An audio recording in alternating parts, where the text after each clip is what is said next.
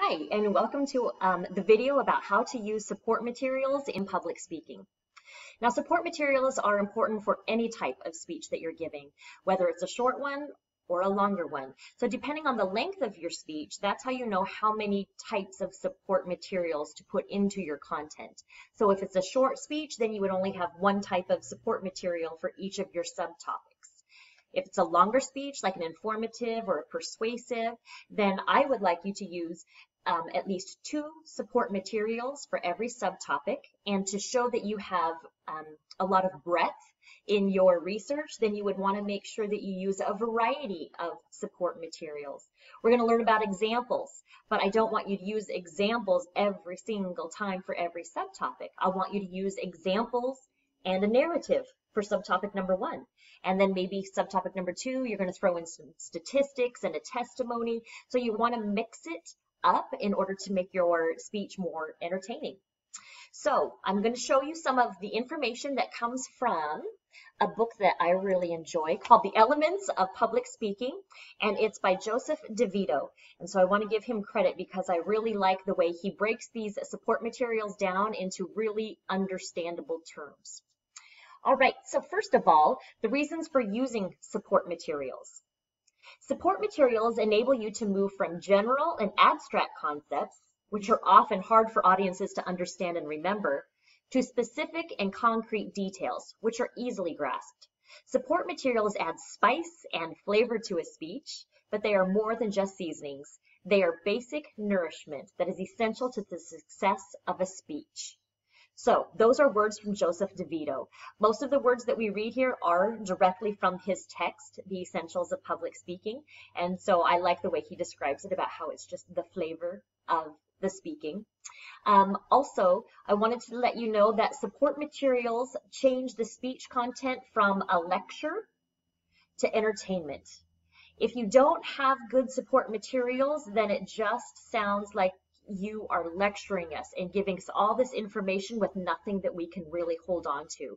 So keep that in mind. Without support, you're just lecturing. So reasons to use supporting materials. There are different reasons. One of them is to develop and illustrate ideas. Without examples, the speaker's intention to prove that sharks behave unpredictably could be weak. With the examples written below, listeners get a clear picture of sharks' volatile nature. We're going to develop and illustrate ideas. In his book on sharks, Jacques Cousteau, the famous oceanographer, says that he has seen sharks flee from an almost naked, completely unarmed diver, but soon afterward hurl themselves against a steel diving cage and bite furiously at the bars. Sometimes a diver can scare off a shark by waving his or her flippers at it, while at other times, sharks are so determined to attack that they are not deterred by the sight of 5 divers with spears. The terrifying thing, Cousteau says, is that sharks never give clues as to what kind of behavior they will exhibit. So you see how creating that image really illustrates what I'm trying to prove, that sharks are unpredictable. I can just make the claim, they are unpredictable. But once I start to use these illustrations, it really starts to sink in. As you can imagine, this diver with just their flipper saying, "Go away, shark!" And yet at another time, having these sharks just totally bombard barred cages. So that's why you want to use support materials. It changes it from a lecture to a story. Another reason to use support materials is to clarify your ideas. Helping the listener make sense out of your ideas is one of the main reasons for using support material. A student gave a speech on pit and fissure sealants, very exciting, which are used to cover the rough surfaces of teeth and prevent cavities. Below is an analogy that gives us a clear picture of what sealants are. Sealants are thin, clear plastic coatings that are painted on teeth, much like nail polish on fingernails. So it takes a concept that is traditionally technical and gives us something that we can actually relate to and understand. So it clarifies ideas.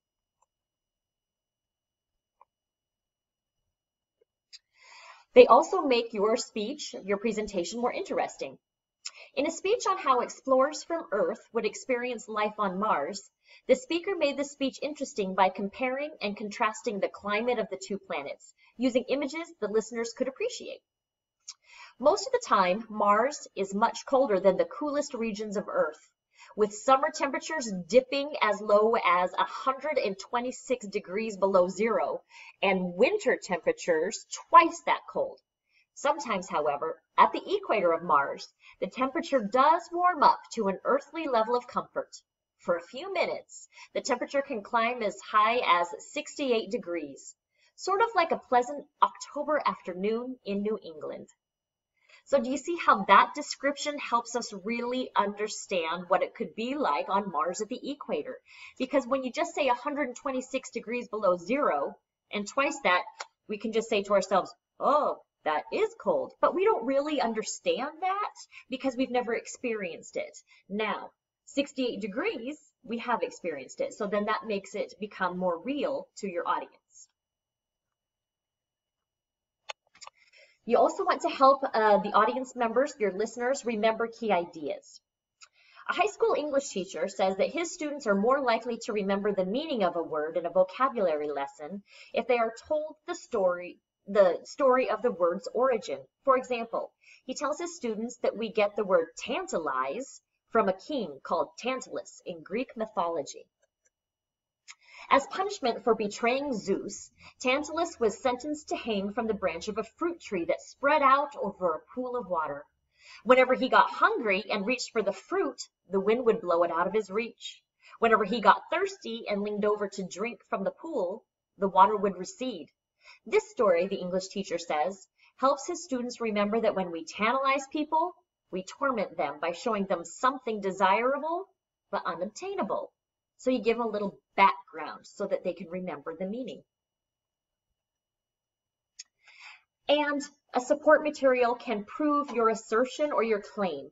Basically, that means your thesis. You have declared something and you need to prove that other people agree with you. And so that's what support materials can do. When you want to prove a point, you must have evidence. If, for example, you wanted to prove that more counterfeiters are being caught today than ever before, you could quote a Secret Service official who states that the number of counterfeiting convictions this year is 10 times that of any previous year. Such a statistic from a reliable source is solid proof of your statement.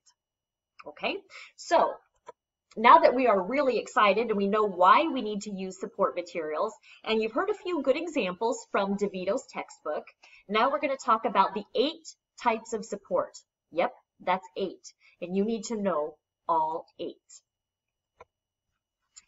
The unbreakable rule in using verbal supports is that it must be relevant. They must develop, explain, illustrate, or reinforce your message. They should not be thrown in simply to enliven a speech. If you ever catch yourself saying, anyway, that means you went off topic and whatever you just said shouldn't have been there. Anyway signals a tangent. So make sure that whatever you say applies to your topic. And these are the 8 types of support materials. You can see definitions, vivid images, examples, narratives, compare and contrast, analogy, testimony, and statistics. So let's get going. First of all is the definition. One of the biggest obstacles to successful communication is the assumption that your listeners define words and phrases the same way you do. If you're speaking on gun control, it is not enough to say, I'm in favor of gun control. Exactly what does gun control mean? To some members of your audience, it may mean that citizens must surrender all of their firearms. To some, it may mean that citizens must give up only their handguns. To others, it may mean that citizens can keep their guns if they register them with authorities. So, define your terms at the outset of your speech. For example, when I talk about gun control, I'm not talking about the confiscation of all guns. I'm talking about citizens registering the serial numbers of their guns with the authorities. Now you and your audience have a common basis for an evaluation of your views. This is an important concept. You wouldn't think that so many terms could be defined differently, but they really can. So I'm going to say the word discipline. My thesis is that children need more discipline. So what idea came to your mind when I said discipline? Were you thinking spanking? Yeah, kids need to be spanked. Were you thinking about being grounded? Were you thinking about being more focused at school? Were you thinking about giving a kid time out? I mean, discipline could mean a lot of different things to a lot of different cultures, a lot of different families. And so I don't want to debate what discipline I want families to use. I just want to say that they need more of it. And so in my speech, I could declare, for our purposes, discipline means.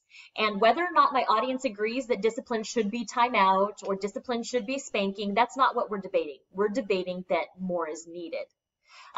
Even a controversial topic such as abortion. There is a lot of debate about when life begins. And if you want to give a persuasive speech about abortion, you don't want to debate that. You don't want to get caught in that minutia, in those details. So you could define it and say, for our purposes and for this speech, I'm going to define life as beginning when they can hear the heartbeat, or when the zygote separates, or when the baby breathes. Whatever it is that you decide, make sure that you define it. So there are actually lots of abstract concepts that we might not all agree on. Think about global warming. Maybe you just want to define what you mean by that. Are you talking about the actual degrees in temperature that are rising? Are you talking about the ocean that's rising? Are you talking about pollution levels? Because there's debates about whether or not that's happening. And so maybe you need to define global warming. So as you can see, that can really be beneficial. And it's not a dictionary definition. It's you defining it so we're all on the same page. So definitions continue. And this is jargon. Jargon is a fancy word for terms that you use with your own community, whether that community is at work or your family or your hometown. It's your jargon. So you want to avoid the incorrect assumption that the audience understands the meaning of terms and vocabulary words that are well known to you, but not to the general public. For example, do you know what a boss button is? It's an icon supplied with many computer games that can be clicked if you are playing an unauthorized game on your computer at work and the boss walks into your office.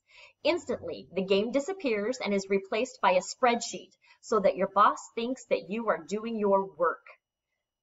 All right, so that came from the textbook that was written years ago, but they had a boss button. Not all of us would know what that is, and so the definition was needed.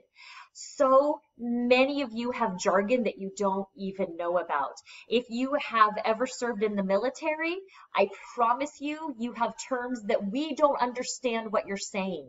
And so you need to make sure that you practice your speech in front of someone who hasn't served in the military so that they can go, what does that even mean? So many acronyms. Those of you who want to talk about sports, I promise you may think that everybody understands basketball, but they don't. And so you need to make sure that you explain what some of the fouls or a charge or some of the terms are that are part of that. Those of you that understand computers, you need to define these things. You need to explain them in a way that someone who doesn't love computers could still understand. Okay, so you need to define these things and stay away from jargon.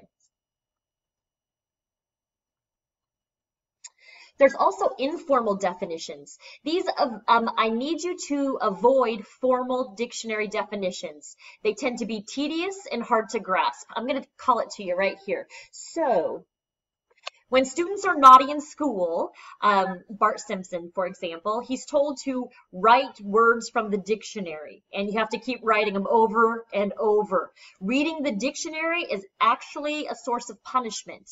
So I don't know what makes you think that the source of punishment would be a good hook or a good grabber for a presentation, because that's not true. Do not begin your speech with a dictionary definition of words that have no context. There's no sentences to even bring it all together. It just doesn't land, and it for sure does not hook. So do not use dictionary definitions. You want to use informal definitions that can easily be understood by the audience. And so you just want to talk to us. You want to explain to us in your words what you mean. All right. So we have definitions. The second type of support material to discuss, vivid images. Vivid images are word pictures that are created by describing objects, animals, people, places, or situations. To make your description come alive in the minds of your listeners, you must use specific details. These should be sensory details. What can you see, hear, smell, taste, feel? So instead of merely saying, the dessert tasted good, you want to say, the crunchy pretzels were coated with a soft, white yogurt icing, giving a delicious blend of sweetness and salt in each bite. So you want to bring it to life. Vivid images. So a student described a fascinating form of slavery in the animal world. I'm going to pause you right there. First of all, they're calling it fascinating. I'm telling you that we're going to learn about ants and how you can make ants fascinating. Quite the challenge, but I think that this speaker did it. Polyergus ants in Arizona have completely lost the ability to care for themselves, according to Dr. Howard Topoff of the American Museum of Natural History. They can't hunt for food themselves, they can't feed the young, they can't feed and guard the queen, and they can't clean their own nests. The only thing they can do is fight. And in order to survive, they capture slaves to do their work for them. Periodically, about 1,500 Polyergus warriors will travel up to 500 feet and invade the nests of different types of ants, the Formica. They expel the Formica queen and workers and capture the pupae, which are the developing young, and they take them back down to their own nest. When the Formica ants are hatched, they assume the role of slaves. They forage for food to sustain their Polyergus masters. They remove wastes and they excavate new chambers. A typical colony of 2,000 Polyergus masters has about 3,000 Formica slaves. Without their slaves, the Polyergus ants would perish. It reminds me of A Bug's Life when they realize, wait a minute, there's more of us ants than there are of Hopper. And that's the same thing that's going on. So instead of just saying there are ants in Arizona and kind of describing it in a dry, boring way, they brought it to life with these warriors and they can't do anything. So as you can see, they try to use some vivid images and even what might be considered something that isn't fun to imagine. All right, so we had definitions, then we had vivid images, now we have examples. An example is an instant or fact that illustrates a statement or backs up a generalization. In a speech on illiteracy, a speaker made the following point. Illiterate adults cannot read the important things the rest of us take for granted in our everyday lives. Fortunately for the audience, the speaker gave examples. These adults cannot read the poison warnings on a can of pesticide, a highway directional sign, the front page of a newspaper, or a letter from their child's teacher. Do you see how those examples really give the listener time to stop and think? What would that be like? Because if you look above at the sentence, illiterate adults cannot read the important things the rest of us take for granted. Yep. Yeah, that's true. That's true. But they give you time to stop and go, what would that be like to not be able to read a letter from your child's teacher? So those examples really bring it home.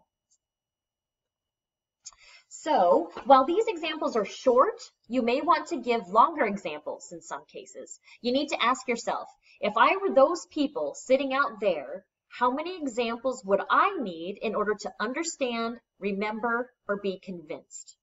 So students have been told very many things. Just say no. Don't do drugs. Drugs are bad. So we've heard it over and over. So what could I possibly present that might make the audience go, wait, maybe drugs are a problem?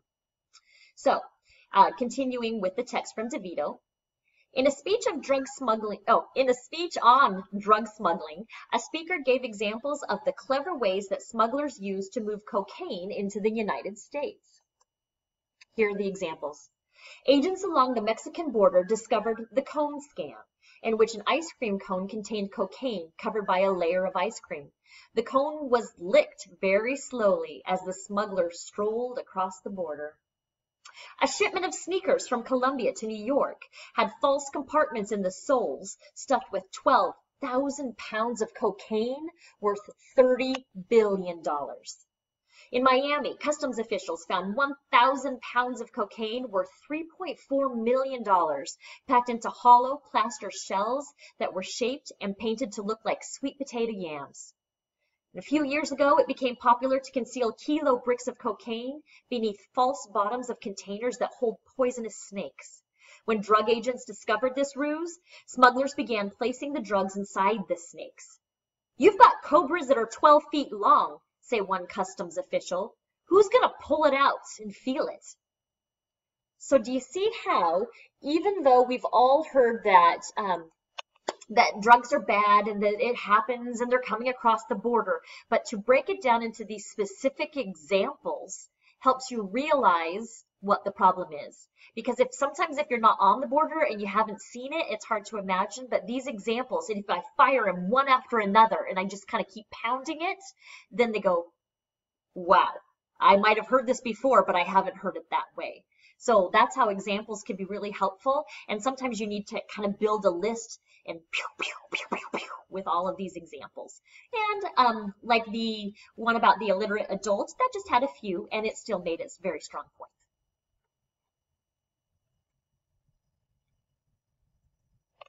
All right, next up we have narratives. A narrative is a story that explains or illustrates your message. Narratives are audience favorites, lingering in the mind long after a speech is ended.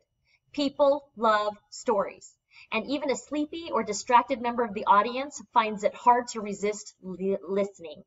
As with all support materials, narratives must be relevant to your message. Never tell a story, no matter how spellbinding, if it fails to develop, explain, illustrate, or reinforce your key ideas.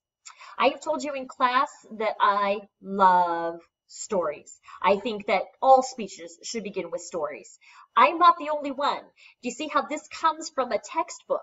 And every textbook that you read about public speaking is going to tell you that stories are the key to public speaking because that's what audience members listen to and that's what they remember. When they leave the classroom or they leave the place where the speech was given, what they're going to be able to remember is the story. They're going to be able to retell this story. And so you really need to learn how to use narratives effectively.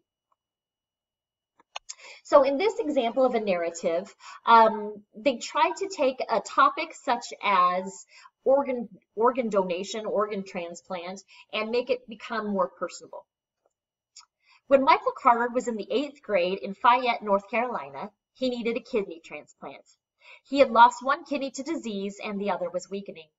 Despite 22 operations and thrice weekly dialysis treatments, his condition was desperate. But no matching donor could be found, even though a dozen relatives had been tested. One day, his science teacher noticed that Michael had trouble running on the playground. I assumed he couldn't run because his pants were baggy.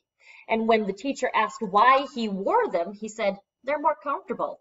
I'm on dialysis. I need a kidney." The teacher's reply was instantaneous.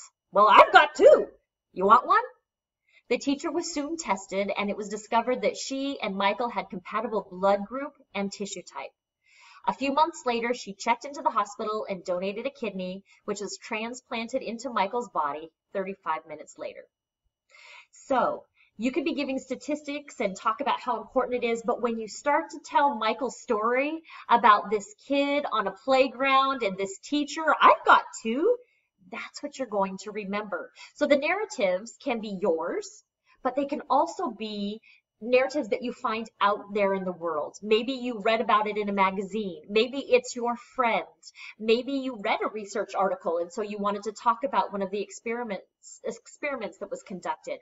But take that information and turn it into a story. All right, next, compare and contrast. So to compare, Sometimes the best way to explain a thing or concept is to make a comparison. That is, show how it resembles something else. Contrast. While a comparison shows how things are similar, a contrast shows how they are different. The following example describes the vast chasm between the rich and poor in India.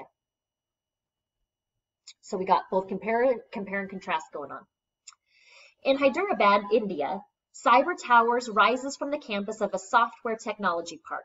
It's a sleek, internet-connected symbol of the new India that is feverishly seeking foreign investment, selling its wares in the global marketplace, and creating wealth at an astonishing rate. But less than 50 miles away, in a poverty-stricken village, the old India is alive and unwell. Illiteracy, sickness, and hunger are the villagers' constant companions. Women and children work in the fields for less than 50 cents a day. The sole telephone, an antique contraption of batteries and antenna, almost never works. Sometimes it's helpful to use both comparison and contrast. For example, comparing and contrasting Japanese and American cars could help the listener understand the full features of each of the car. I've heard good compare and contrast speech between an iPhone and Android. But I want to go back to the India example and about how you have a city that has the internet, tons of money coming in and out, skyscrapers, and 50 miles away, they're making 50 cents a day. So to compare that and make it really powerful for your audience, I would tell them what 50 miles is for them. So if you are living in Phoenix, then 50 miles away could be the city of Globe. Maybe it is the outskirts of Cave Creek. Maybe from where you are, 50 miles is Gilbert. Give some sort of information that helps these students understand, or your audience understand, that 50 miles is so not much. And to have sky rises in one and 50 cents a day in the other with only that much distance is shocking. So use that compare and contrast and actually compare it and contrast it to what your audience is experiencing. And that will also make it more real. That's an important thing to do with all of the information that you have. All right, the analogy. A special kind of comparison is the analogy, which explains a concept or object by likening it to something that is, at first glance, quite different. For example, a computer security expert explained how easily criminals can breach security walls at internet sites. The internet is like a vault with a screen door on the back. I don't need jackhammers and atom bombs to get in when I can just walk through the back door. Ah, the analogy. Here are a couple more analogies that DeVito provided in his book. Worrying is like sitting in a rocking chair and rocking furiously. There's a great deal of movement and agitation, but you don't go anywhere. Here's another. Cramming for a test the night before is like baking a cake faster by raising the oven temperature from 350 to 550 degrees. It just won't work. So both of those are analogies. You can't necessarily research and type into Google an analogy. Sometimes you are going to just have to think about it yourself. What is it like? If you're thinking about all of the wires, all of the connections that go into a computer, for example, this is me guessing. Is that like a freeway system with interchanges and you can get on and get off? I might just be guessing. So try to imagine your concept in your mind and say, what is that like? You know, when I think about it, it kind of reminds me of, and you can come up with your own analogy because it's not going to be easy to find it. If you can't think of one, then ask somebody else. Hey, when you think about this, what do you think about? All right, second to last is the testimony. When you use what knowledgeable people say on your subject, you are using testimony to back up your assertions and claims. The main advantage of using testimony is that it gives you instant credibility. Quoting an expert is a way of saying, I'm not the only one who has this idea. It has the backing of a leading authority on the subject. So testimonies can be very powerful. Now, a couple of things to remember when you're talking about testimonies. First of all, you have to give a testimony from someone who's relevant. As part of your pre-speech audience analysis, you need to ask yourself, what kind of experts would this particular audience believe? So here are some examples that I came up with. If I'm talking to young people, I could use Demi Lovato's experiences with her own mental illness, because young people know her name and can recognize it. I could talk to older adults about Michael J. Fox's battle with Parkinson's. I could talk to new parents about child rearing by referencing my aunt who raised 4 biological children and 4 adopted toddlers. So in this, you have some movie stars, some celebrities, but you know what? I also have my aunt. And the reason that I think that she can work as a testimony is because I'm explaining why she is credible. And she's credible because she's had 4 biological kids and has adopted 4. So she's had experience. She may not have published anything. She may not be famous, but I should listen to her because she has experience. So do you see how these testimonies, they don't have to be very fancy from giant books. They can be people that know because they've experienced it. But whatever it is, you have to make sure that they're relevant for your audience. The other is, as I mentioned, stating the credentials. If you quote a famous person like Abraham Lincoln, you don't need to give any background information about the person. But for testimonials who are not well known, be sure to give some biographical data to establish their credibility. For example, I could say John Doe, who spent 25 years as a research scientist for NASA, says. So I just kind of need to throw that in there. Oh yeah, he worked for NASA for 25 years. That's why you should pay attention. So it doesn't have to be a famous person, but just tell me why. And finally, statistics. Statistics are numerical ways of expressing information. Statistics don't have to be dry and boring. They can be made interesting and even exciting. So here comes an exciting one about outer space. Proxima Centauri, the star that is closest to our solar system, is only 4.28 light years away. That doesn't sound like a very great distance, does it? 4.28? Is there any chance that we could reach that star or one of its planets in our lifetime? Before you start fantasizing about being the first human to travel to our nearest star, consider this fact. If you traveled to Proxima Centauri in the fastest spacecraft now in existence, it would take you 40,000 years to make the trip.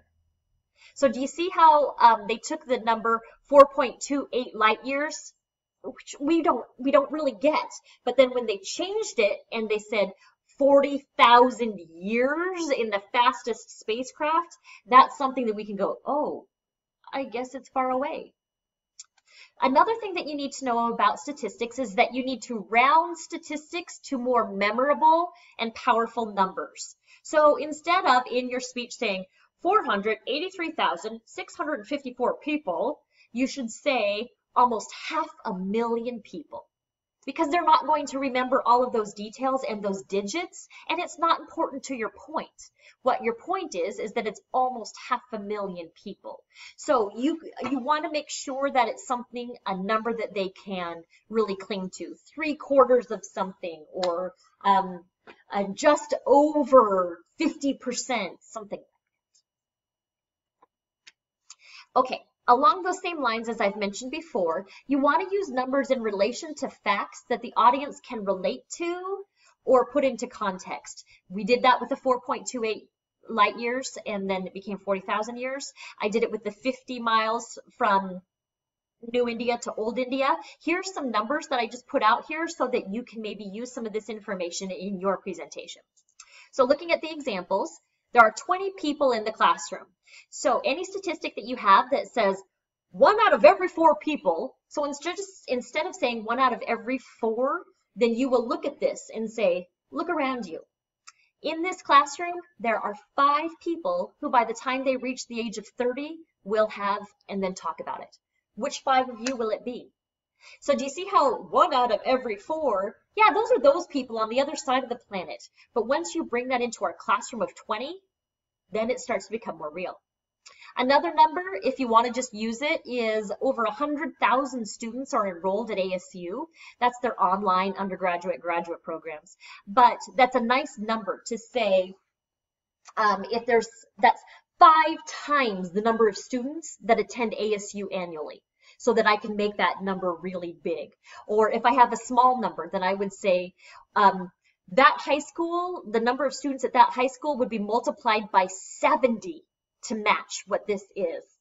Whatever the math is, that's a number you could maybe use. I wanted you to know that the Metro Phoenix area has 437,270 residents. Stop. If I were giving a speech, then I would say almost 5 million residents, because that number, it's too much. So Metro Phoenix has almost 5 million residents, making it the 11th largest metropolitan area in the nation by population. P.S. Another thing that I would do right here is add a quick little informal definition. A metropolitan area is the city of Phoenix and its surrounding suburbs like Scottsdale, Tempe, Glendale, Peoria. And so just give a little bit of context in case they weren't sure what metropolitan meant. Another statistic, Cardinal Stadium holds 63,000 people. And so if I wanted to use a statistic, I would say that could fill this Cardinal Stadium 3 times with the number of people that will fight cancer. It's just a number. And finally, just if you're talking about miles, so 372 miles from Phoenix to LA in a speech, I would use just under 400 miles. Sometimes when people talk about miles, it's really hard for me. How long does it take to get that far? How far is that? And so if you knew that Phoenix to LA is just under 400, then you could say that means you could drive from Phoenix to LA 7 times before you would finally reach Washington, D.C. I just made that up. I don't know if that's anything even real. So do you see how I can take numbers that make sense to the group I'm talking to, the audience right here, and make it real to them? How many states would fit in the size of California? What is the size of Rhode Island versus some other area here in the Phoenix metropolitan area? Because it's hard for us to understand that when people say, oh yes, we drove from Rhode Island to Delaware and then up to Pennsylvania. West Coasters were like, what? And so you need to tell us and explain what that really means. Okay? That means you made it. So support materials can be wonderful. Don't be scared of support materials. I don't want you to think that because you have a longer speech that you have to spend 8,000 times longer in the library. I do not want you going through textbook and articles after article finding all of this information. I think that you should begin by thinking, what kind of support materials do I want to use? I do want to use a statistic. So I will go into the library or I will go online and I want to find a statistic about how many people this actually affects. And look for that statistic. Rather than just pulling up some generic article about your topic, you're going to get overwhelmed. Decide what you want to find to support your speech and then go after it. Your compare and contrast, that doesn't necessarily have to come from an article specifically from the library. It can if you get an idea and say, ooh, I wonder what that would be like compared to, and then you can go to Wikipedia or Google and look it up and then use that comparison. If you want to talk about testimonies, yep, you can go to the library, but you can also go to people around you that have experienced life and that they've known something that they could add and contribute. So I want you to know that these support materials, they start in your mind and not the library. Otherwise, you are going to get so overwhelmed. And this is a really important thing to remember also for essay writing. Sometimes when you think I have to write a 10-page essay about, and you go to the library and there's all these topics of articles and books and it's so overwhelming, how are you even going to begin? I'm telling you, take a step back and think about how you want to build up each of your subtopics. As I said at the beginning of this video, the longer it is, the more support materials you need. And so if you have a 10-page paper, then just put 4 types of support material in each of your subtopics, just like you would for a speech. Support materials are what brings a speech to life, and as I said again, it changes it from a lecture to entertainment. So I want you to use these types of support materials in your public speaking. You're also going to be accountable for knowing this information in a quiz. So you would need to, for example, know a true-false. Dictionary definitions are wonderful and should always be used in the grabber. Is that true or false? So you need to know the information for a quiz, but more importantly, you need to know the information for your speeches. For the longer speeches, you may turn in an outline that shows a detailed description of what support materials you're going to use. And so you want to make sure that you label that and say analogy, and then in your detailed outline, describe what analogy you're going to be having. It's exciting. You've made it to the end of the video, which is the most exciting part of all. And for those of you that have made it this far, which is, 40 minutes, that's a bad one. If you can tell me what type of pictures are hanging on the wall behind me, if you write it down on a little piece of paper and you pass it to me like a note the next time you see me, then you shall get a candy treat. And do not tell people that did not watch the video. You are the one that gave me 40 minutes, and so you deserve the treat. So if they're asking you, hey, why did you get that? Don't tell them. You just write that little note and pass it to me and tell me what you saw hanging on the wall behind me. Isn't it cute?